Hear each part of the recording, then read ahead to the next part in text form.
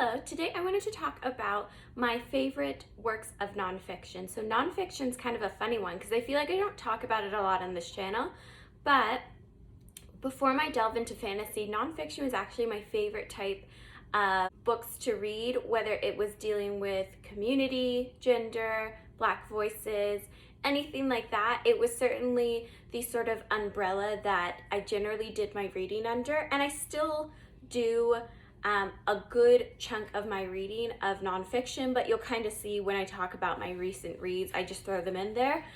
Generally because I'm trying to pick up different perspectives from mine, and not that I don't have a lot to say, but if I feel I can't really add to the conversation, I tend not to talk about it too much. But I wanted to take an opportunity to talk about my favorite works of nonfiction here today.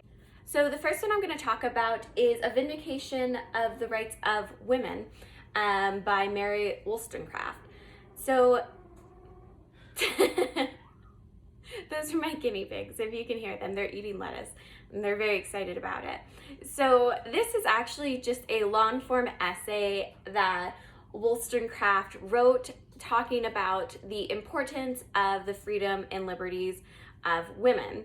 So she talks about how it would impact society, how restricting women negatively impacts society, and it's just a great read. I first read it in my women's philosophy class of sex and love in university, and I continued on to study it after the fact once I was actually in the workforce because I found it more relative and more interesting. I could really connect with more of what she was saying. Beyond being in an academic setting where everybody's more open-minded and we're talking about these things. So this was really a cornerstone for feminist literature, and cannot press enough that if you haven't read it, it's really not difficult to get through, and it's definitely worth the time of reading because it wasn't written, I think we think of women's rights being so far back, but really when you read the context of what she's arguing for and the time in which she wrote it, it is pretty jarring. Next, I want to talk about The Inner Life of Animals. So this has wound up being one of my favorite nonfictions of all time, if not one of my favorite books of all time. What we do in this book is we explore the different facets of human emotion or human reaction within the animal kingdom to really humanize what we think of as others as being animals. So a lot of traits that we depend upon on society or that we are endeared by in society are traits we can find within different subsects in the animal kingdom. And being a vegetarian and trying to integrate that within my life and my community, this is a really great read.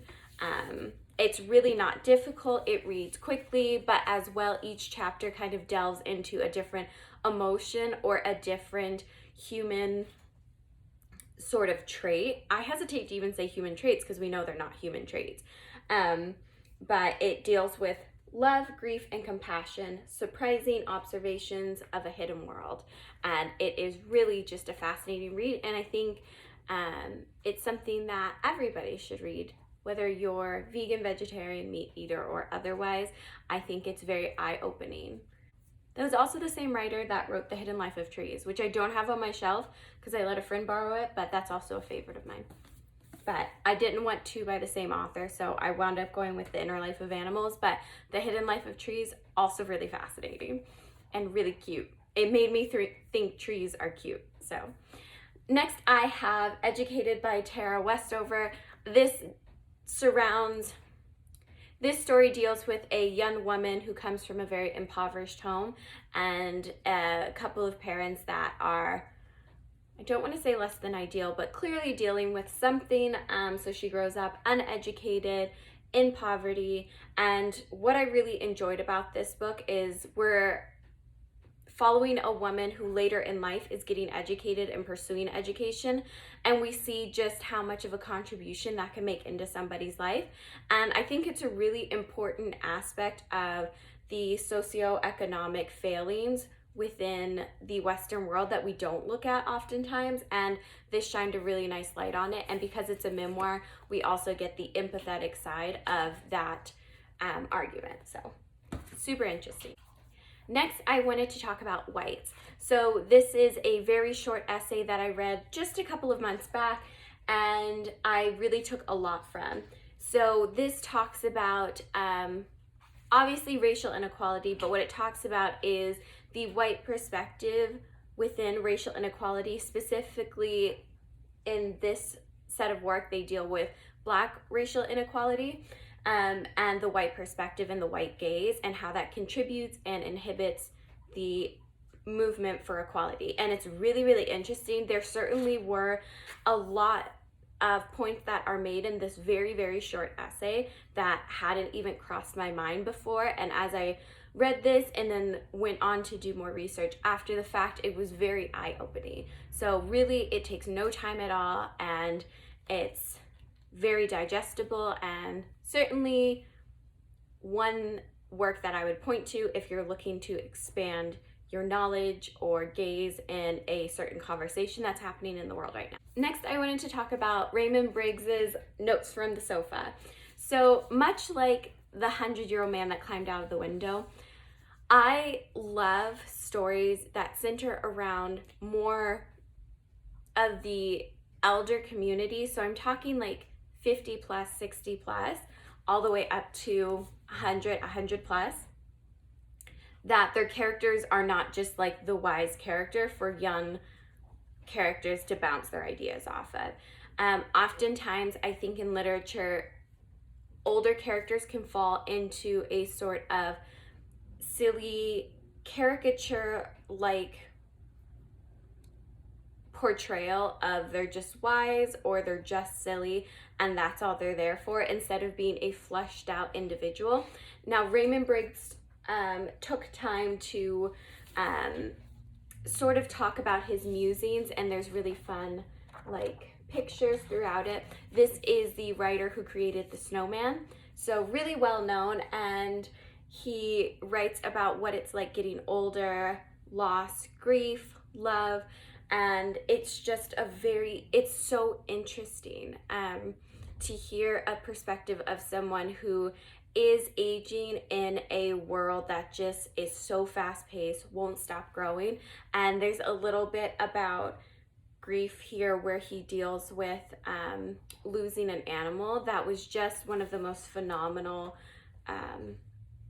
reads I've had in quite a long time. So this is one I will pick up over and over again.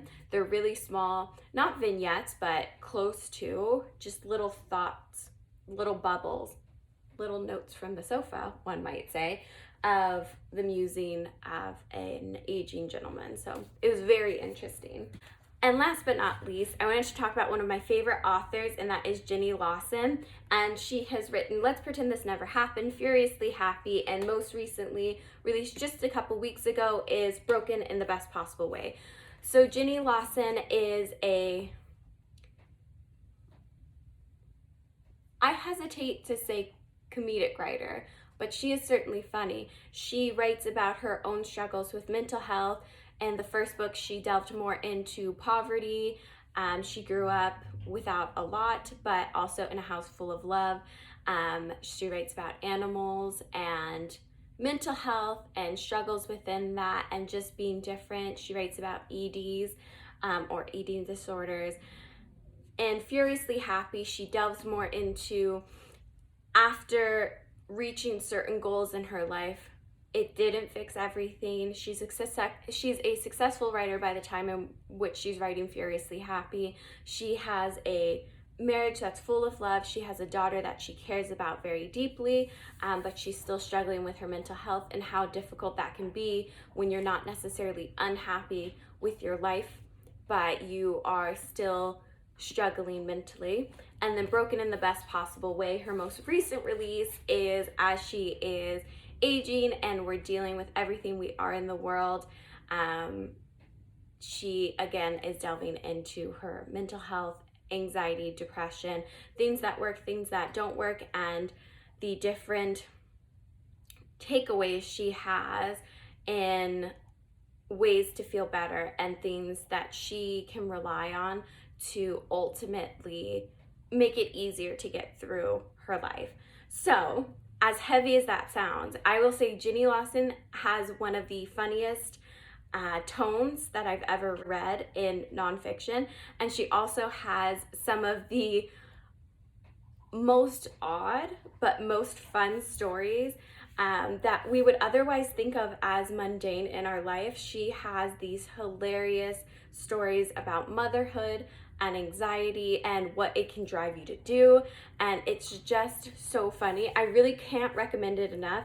You can simultaneously in one short chapter start off crying, wind up laughing, and then finish off crying again. And if that isn't a pitch for this, I don't know what is. So those are all of my top favorite books of nonfiction that currently live on my shelf. Thank you so much for watching. And if you have any recommendations or if you've read any of these, let me know about it. And I will see you guys in my next video.